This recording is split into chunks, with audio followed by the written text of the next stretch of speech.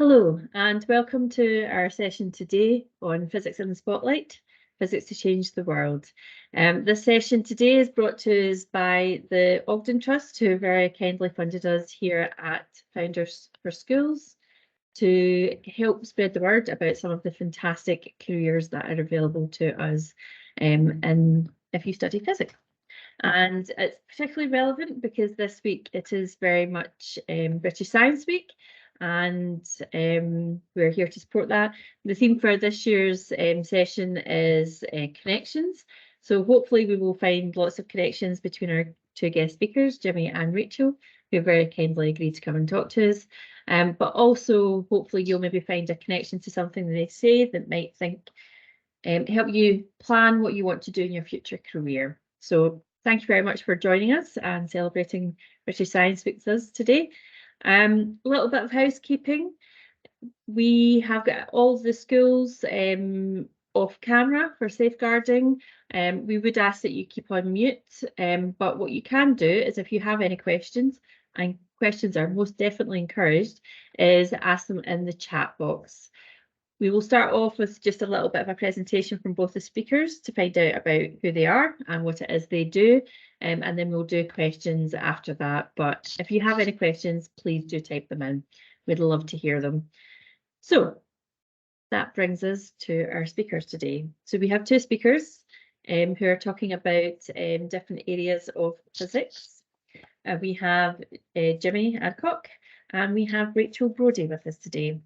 And welcome both of you. Thank you very much for taking part. We're going to start, I think, with Jimmy. Yep. And what we'd love to do, or what we'd love to hear, is just to find out a little bit more about what you do at the moment, who you work for, what your job looks like, and also a little bit about how you got there. So what did you do at school? What creative jobs have you had to get to this point? No problem. Is it all right if I you. share my screen just to show a couple of slides? Yes, it should Excellent. hopefully be fine. Brilliant. Right, let's see if I can make that work then. Okay, so my name's Jimmy Adcock. I am a geophysicist by training, and I currently work for a company called Guideline Geo. And what we do is we make equipment to enable people to do geophysics surveys. Now, geophysics isn't really something that you bump into very often. So I thought I'd just put a couple of slides together to try and explain what geophysics is, why we use it, and sort of where I've been involved in the process over the years. So geophysics is a way for us to look inside either the ground or even buildings or structures from the outside to determine how they're structured and even what they're made of, so that we can actually understand more about what is around us in the ground and the structures that we live in and work in all the time. So how do we go about that? Well, we actually utilize stuff that you do at school in your science lessons. So we're using physics in a very practical way to be able to do this. So for example, we use magnetism. If we look at how magnetic the ground is, that can tell us about what's underneath us, whether there are mineral ores down there, even archaeological, historic deposits beneath us, they'll have a magnetic signature that we can measure. We can use electrical circuits. So you might have been in your laboratory doing a little simple circuit with a light bulb, a battery, and possibly a meter to measure voltage or current. And we can do exactly the same thing with the ground. We can just inject current into the ground and see how that electricity flows. And the way that it flows, the differences in how it flows, tells us something about the structure of the Earth. We can use vibrations. So probably at the moment, your most common knowledge of vibrations is sort of sound. So, you know, my voice box vibrates the air. Your ears then pick up those vibrations, and so you can hear what I'm saying. Well, we do something similar. We vibrate the ground and we look at how those vibrations move through the earth. And again, that tells us about structure, tells us about stability and the strength of materials. And then the final one is electromagnetics. So that's just a posh way of saying sort of like radio signals, you know, TV signals, mobile communication. That's all electromagnetic signals. And we can actually fire those into the ground and look at how the ground changes them to tell us again about what's underneath us or what's in a building around us. And as I've said at the top of the slide there, we can do this on all sorts of scales. We can do this from tiny centimetre size surveys all the way to looking at the centre of the Earth. Now, a question I get a lot is, well, what's the point in using geophysics? You know, aren't there easier ways to look at what's in the ground or inside a wall or something like that? There are. I mean, there's very basic methods. We can drill a hole and we can look exactly what's in that hole, or we can get a shovel and we could dig the earth up and have a look at what's underneath us. But a big problem with that is that it only tells us about the ground exactly where we're looking. So in this example, they wanted to know where the bedrock was, where the hard rock was that they could then build on. So they drilled through the sand that was above it and measured the depth to the bedrock. But what you can see is that the bedrock isn't flat. So if someone did a test here, they'd say, bedrock's 3 meters deep.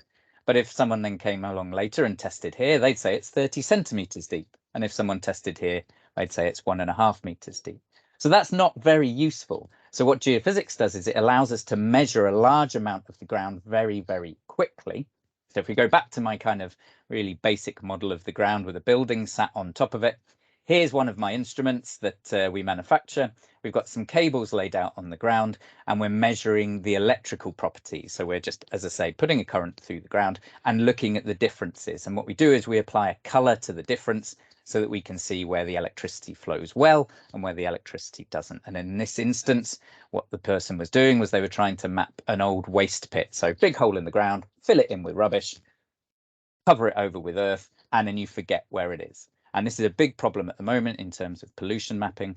We have these deposits of chemical wastes and rubbish, and we don't exactly know how big they are or whether they're leaking waste into the surrounding countryside. So we can then measure across the whole of the landscape, not just at a single point, and be able to map those variations for us. So as I say, from centimeters to the center of the Earth, if we talk about centimeters, well, if we were to go and investigate how strong a building is, and a lot of people are talking about this after the big earthquake in Turkey, you know, how can you make sure that a building is strong and secure? Well, if it's made of concrete, it quite often has metal bars inside the concrete that act like a skeleton. And what we can do with geophysics is we can actually map those bars inside the concrete without having to break the concrete open and weaken part of the building. And we can make sure that they're close enough, that they're in all the correct elements of the building to make sure that it's still nice and strong. So we take our instrument, we measure across a wall or a floor, and it allows us to see the outline of those metal reinforcing bars to make sure they're where they should be. And then at the other end of the scale, I went big with center of the Earth. If you've done a little bit about how the Earth is constructed, you'll know that we've got an iron molten core at the middle of the Earth. But how does anyone know that? We can't drill to the middle of the Earth. No one's ever been there. We use earthquakes. So if you have an earthquake on one side of the Earth, we can measure the vibrations from that on the opposite side of the world. And when you have an earthquake, the ground moves in different ways. And one way is that you get these what are called pressure waves, where the ground gets compressed and then it expands again. And another one is shear waves, where the ground moves from side to side. Now, if you measure on the other side of the world, you only ever receive the pressure waves through the middle. And the reason for that is that we know shear waves can't move through liquids. And so by that was how we determined that the center of the Earth has a liquid core. And then magnetic fields told us that it was iron, it was a magnetic metal. So geophysics covers an enormous range of different applications and scopes. So you can use it for anything from, as I say, determining how strong a building is, determining whether a piece of ground is going to be stable when you build on it. We can use it to go and look for water, which with climate change is a really important application now. So we can go look for new reserves of water. We can map the current reserves of water that are buried in the ground and make sure that they're not running out. We can use it to look for mineral resources. So renewable energy at the moment, people need lots of different minerals to construct batteries and things like this with. So there's a big market for going to map those. So there's a huge range of things that you can get involved with geophysics. And for me personally, I started just because I had an interest in physics and geography, didn't really know what I wanted to do in just studying geophysics. And then I went from there to be a surveyor in an engineering type company. So looking at very shallow, near surface things like archaeology, pipes, cables, mapping those for customers. And then I gradually moved from there into a company that made the equipment that I was working with.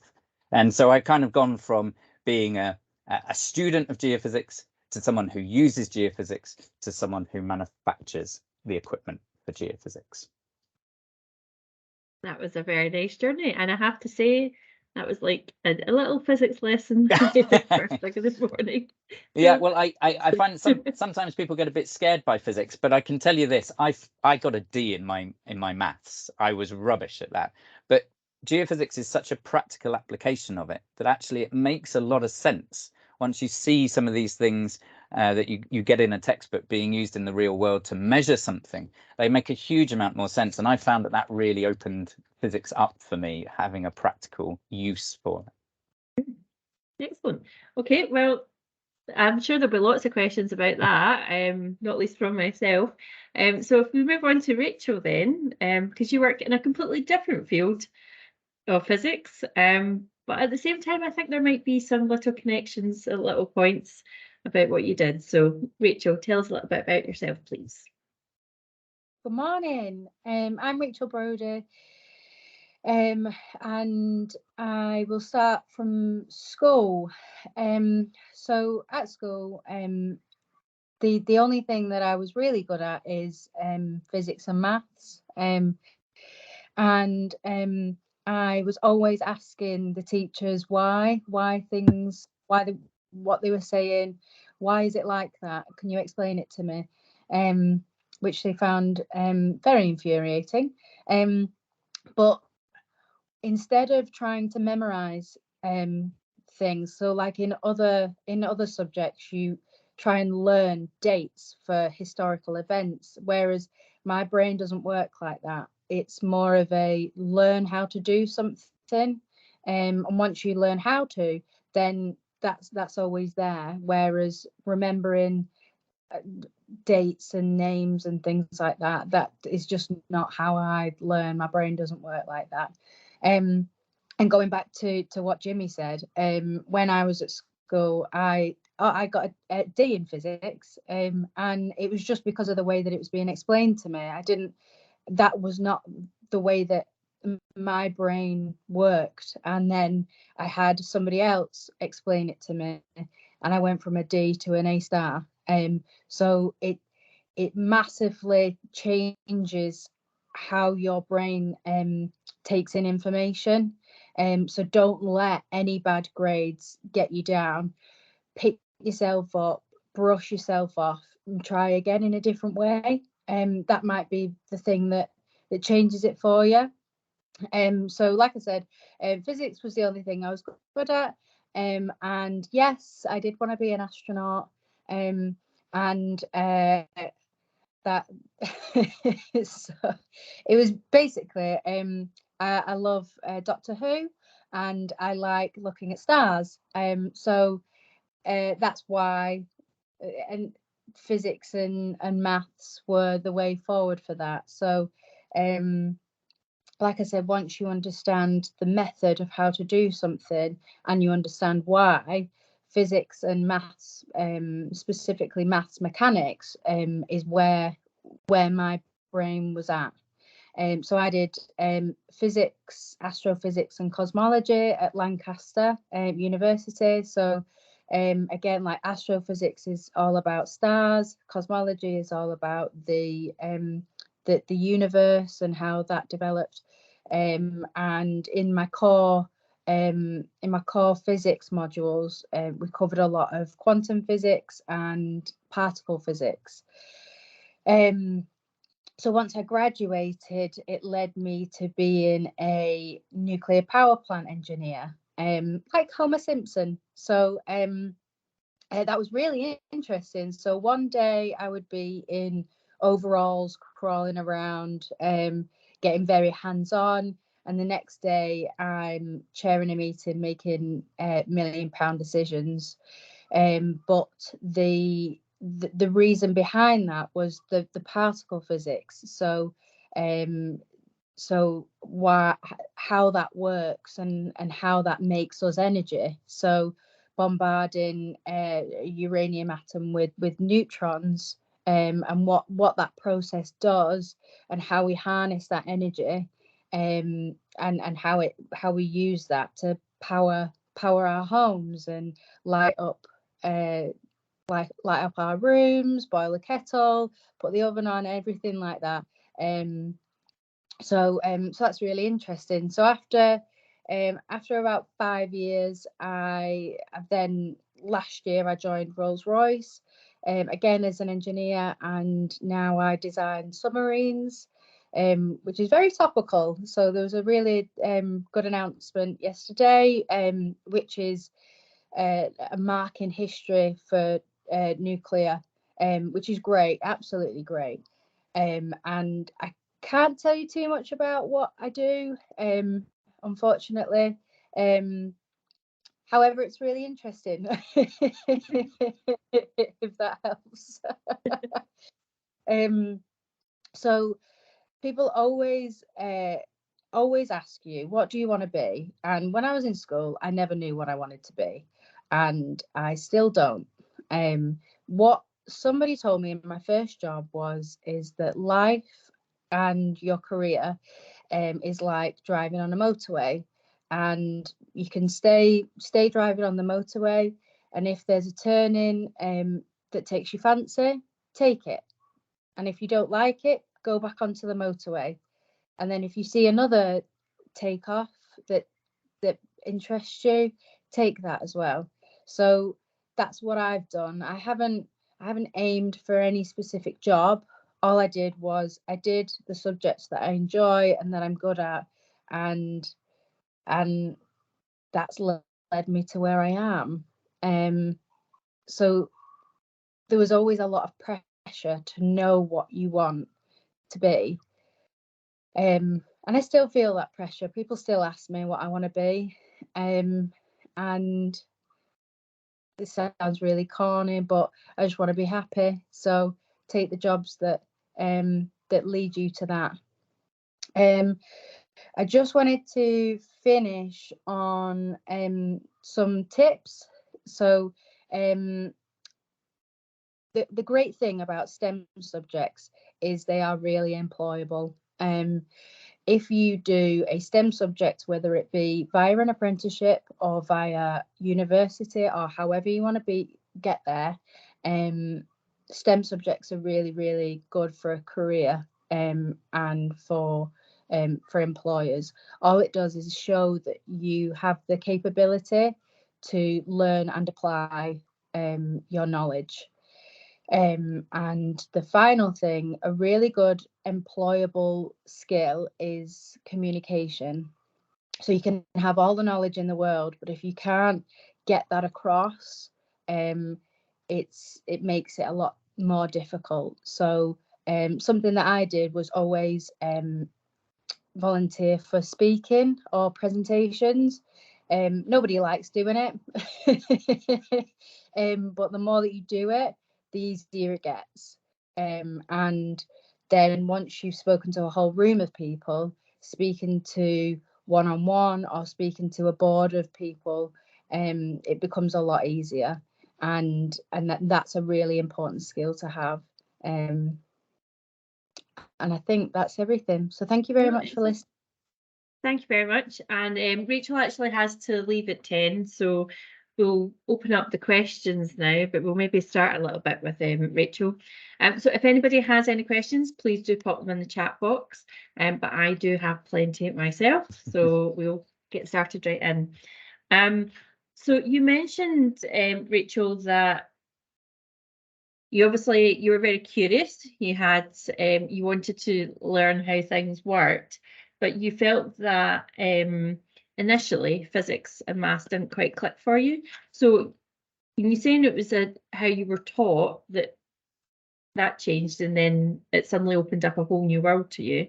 What was it that actually changed? If there's any young people there and they're thinking, I'm really struggling with this, but what could they maybe do to take a different look at what they're doing to maybe help them get it?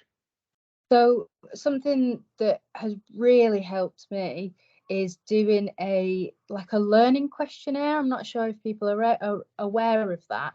So Yeah. there's different ways that people learn, and it can either be by visual, it can be auditory, it can be via different ways. So if you hear information being given to you, if you see it drawn, then it helps with how the information is stored. So my learning style is visual. So if I can see how you could give me a whole paragraph explaining how something is, and I would basically have to draw it to understand what you're trying to tell me.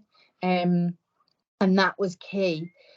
So there's numerous questionnaires online or in my employment that I've been given, and that massively helped me because I tried loads of different ways to learn. I tried speaking it and listening to it back. I tried writing it over and over again, and I tried, and it's just then when I use pictures and colours, it helps with how I remember things. So that massively helped me. I mean, and that must be quite convenient in physics because there is quite a lot of diagram based. Yeah. Yeah. Now, if somebody in my new job, I only joined last year, so I had loads more to learn, and I still use it now. Still draw my pictures.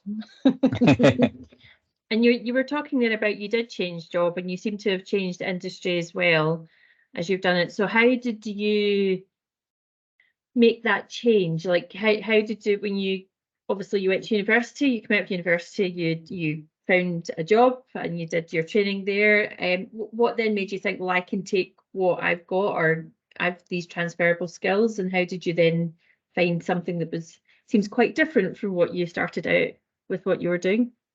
Yeah, it is slightly different, but it's on it is in a similar field to what Okay. I was before. So it's using that engineering technology. So, and basically what employers are looking for is, have you got a degree? Yes. Do you have some experience? Yes. And then let's meet you and see what you're like. That's what it was for me. And the reason the job changed, my original job, it changed from what it was, from me waking up being very excited to go to work to it changed what I was doing. And then I decided, right, it's time to change. So had a look and thought, what excites me, and that's what I'm doing now. And Jimmy, you also did a bit of a career change. Yep. What was it? Because often I think sometimes young people are given the impression that they have to make a decision when Yep. they're in school about what they're going to be doing for the rest of their life. And my Yeah, experience is that's not often the case. no, it really isn't. And as I say, I didn't know what I wanted to do. I had a very good teacher who recognized that my interests might be, in the world of geophysics, and so she was the one who actually pointed me towards the course. But I still had, like, I would not have picked that as a course to do because I didn't want to do a degree in physics. But then the more I learnt about it, and the fact, like I say, it's this practical use of these physics phenomenon, I realized that it would be interesting. And I think certainly the kind of geophysics that I work in, where you're using it for survey work, you don't need to go in with a degree. So you can start as a surveyor. So you can go to a survey company and you'll get on the job training of how to use the instrumentation. And then the people who have more experience are doing the interpretation, taking the data and sort of deciding what it means. But you will learn that through the years. Like, I didn't know much about how to interpret a data set even after I came out of university, because that's not, that only comes with time. So as a career, you can progress pretty well in geophysics from a background of really no formal training. And so I did survey work for 13 years in a lot of very muddy fields, in a lot of different locations, but one muddy field still looks like another muddy field. And then gradually what happened is, as you get more experience, you tend to spend more time in the office, and so you write reports and you start to manage people and you do less of the geophysics. And I am a fully paid up member of the nerd club, so I love the geophysics and I less enjoyed the people management. So what I was looking for was, hey, is there a way that I can kind of get back to doing geophysics? And I was lucky enough to have a contact at this company that makes some of the equipment that we were using, and they wanted people to come in who could communicate physics to new customers. So people who buy our equipment, again, they might not have a formal physics education. So what they wanted was someone who could stand up and say, these are the basic principles you need to understand. Don't worry about the rest of the textbook. These are the bits you need to understand to be able to use this system correctly and to understand what it's showing you on the screen. And that was something that I kind of liked. I liked the idea of being able to do sort of some low-level teaching. And so I was doing customer training, customer support, technical support for people who are having problems. And then gradually I moved up a little bit to looking after products. So now I decide sort of what product are we going to build next, or how do we keep building this product with problems in the electronics industry. So I actually now sit closer to being an electronic engineer, although I definitely am not, but I sit closer to that and software engineers than I do perhaps to geophysicists. But my role is to be able to keep the electronic and software engineers educated about geophysics, so that anything they build does what it needs to do and does it in a way that is easy for the customers who are going to use the equipment at the end of the day. Fantastic. I'm going to come back to a question about that, but Rachel needs to go in like a minute. So Okay. one very, very quick question for Rachel. If you were to speak to yourself when you were in school, what would be the one bit of advice you would give yourself back then? Oh. Well, maybe that wasn't good for like a minute left in the timer. I think I wouldn't change anything. I think I'd definitely take the pressure off. Trying to figure out what I wanted to do. What do I want to be? Take the pressure off that. That doesn't really matter. You end up where you end up. So that was quite stressful at the time. Everybody said, "Oh, I want to be a doctor. I want to be a dentist or a lawyer or anything like that." And I didn't know what I wanted to do. It's not really as clean cut as that for physics, because you can go into loads of different things once you've done it. A quick point that I wanted to make, actually, from what Jimmy touched on, was apprenticeships. Because I went to university, it's very easy for me to give a very degree-based opinion. However, I've worked alongside a lot of people that have done apprenticeships, and I wish I'd done an apprenticeship, only because of the skills that you learn, the hands-on skills that you learn are so much different. At university, you gain very theory-based knowledge, whereas at the apprenticeship, you don't get the debt. And so I was the first year of £9,000. I'm not bitter. So you don't get the debt, but you can go straight into a job. The problem is, the reason why I did the degree was because I didn't know what I wanted to be, and I didn't know which apprenticeship to do. And I feel like if you do the apprenticeship, it does put you are making that kind of decision for your career. So if you have an inkling, definitely go for an apprenticeship. However, if you don't know what you want to do, but you like the subject, do the degree instead, if that suits you. That was just something that I wanted to. No, that is excellent advice. Apprenticeships are still not as well known as they could be in schools, so that's very good contextualizing of the benefits of both. Well, thank you, Rachel, very much for coming along. Don't want to hold you back. Really great. Jimmy, I've got questions for you now about Excellent. skills. Okay. Lovely day. See you later, Bye, Rachel. Okay, bye-bye. So you were talking about how your role has evolved and how what you do, like the customer service, there's been elements that have been added to that as you have gone through your career.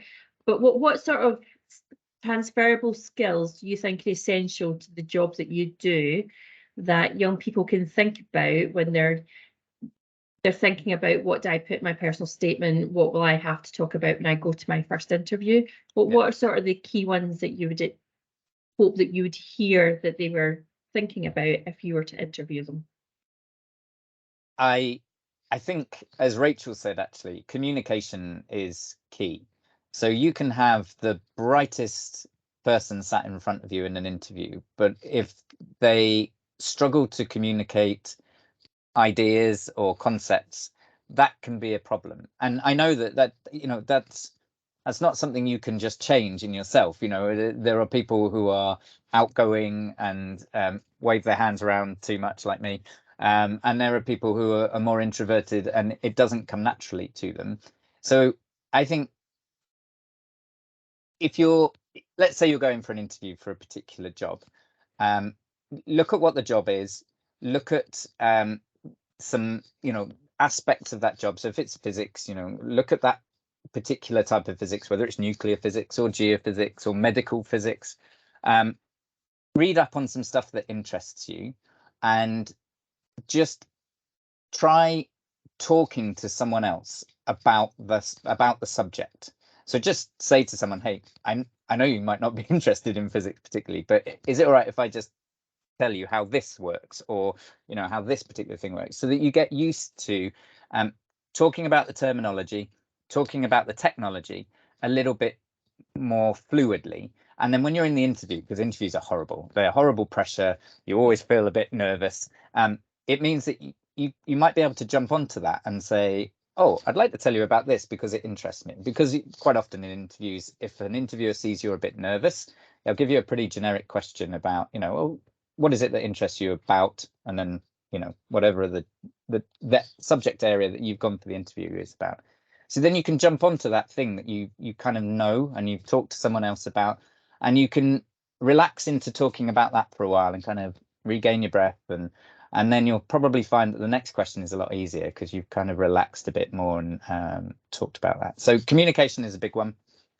For us, it's I think being able to listen. Certainly in the role that I've got to now, where it's the kind of customer facing bit is very important. Don't assume you know what the customer is about to tell you. It's an easy mistake to make. Oh, I know what the problem is here. Let them talk it out completely, and then go about answering their problems. And problem solving has been a big part of my entire career. So when you're a surveyor, your problem solving is very different from when you're working for a manufacturer and you're doing customer support.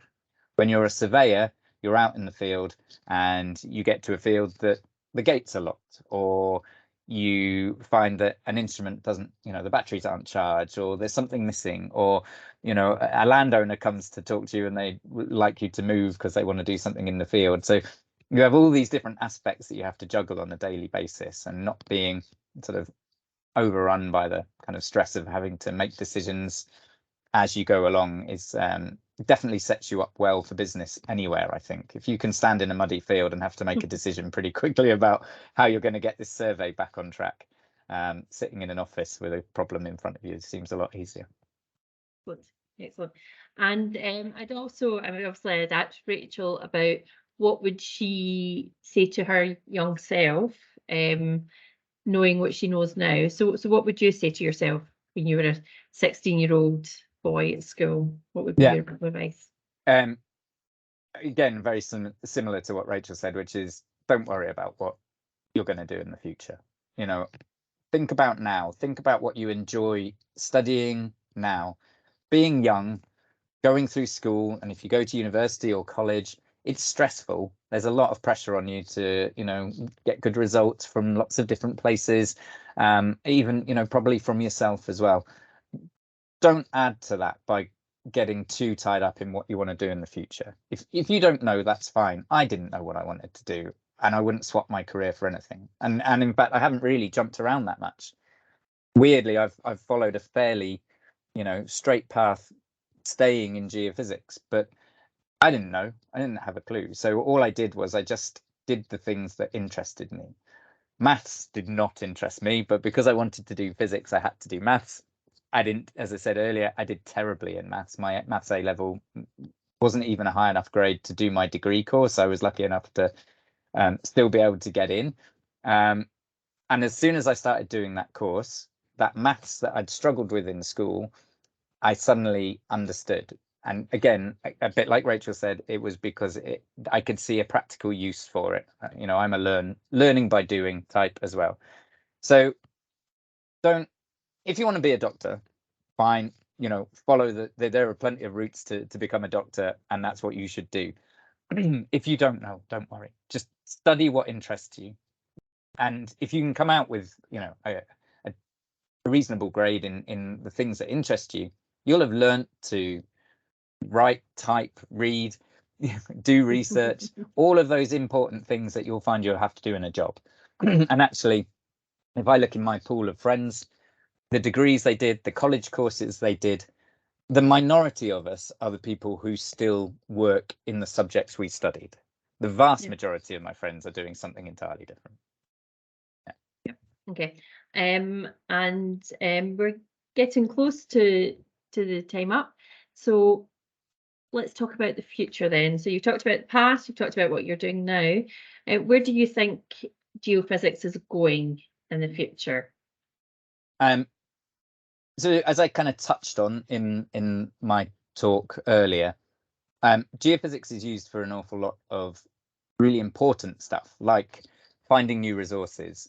And the biggest problem at the moment is water shortage. And water shortage isn't a problem that, let's say 20 years ago, we used to just attribute to developing countries. California, it has the 4th largest economy in the world. Just that state in the US, I think it's the 4th or 5th, something like that, has an enormous economy, and they have an incredible problem with supplying enough fresh water for the population in the state. So they have all the money in the world to throw at these problems, and they still can't produce enough fresh water. And you then transfer that over to countries that are suffering terribly from climate change. The aquifers, so the water that's in the ground, are slowly depleting. We need to find more of them, and geophysics is a really fast way to be able to map things like groundwater. We can do it from the air. We don't have to, we don't have to be based on the ground. We can fly them under helicopters. But the problem is that there is still a kind of barrier to being able to get the useful result that you need, to being able to go out there, collect some data and say, right, we think there's water here. And that is that the instrumentation is quite complex, and a lot of the physics behind it is quite complex.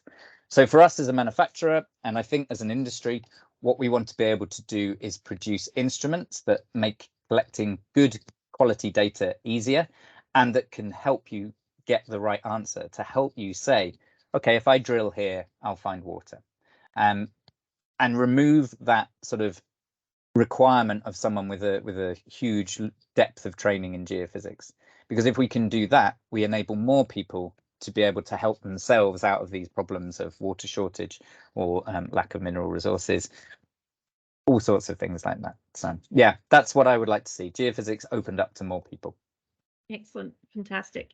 Okay, well, thank you very much for coming along and talking to us today in British Science Weeks about two of the options that you can take if you go into physics. It's been an absolute delight talking to you. I just want to thank the Ogden Trust for funding these sessions.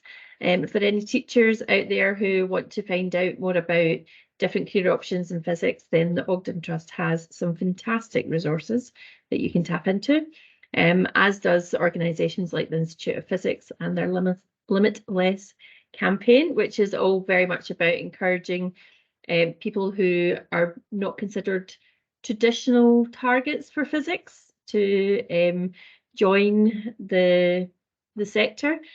Something based on what Jimmy just said there, I think he would also think would be a positive. 100%.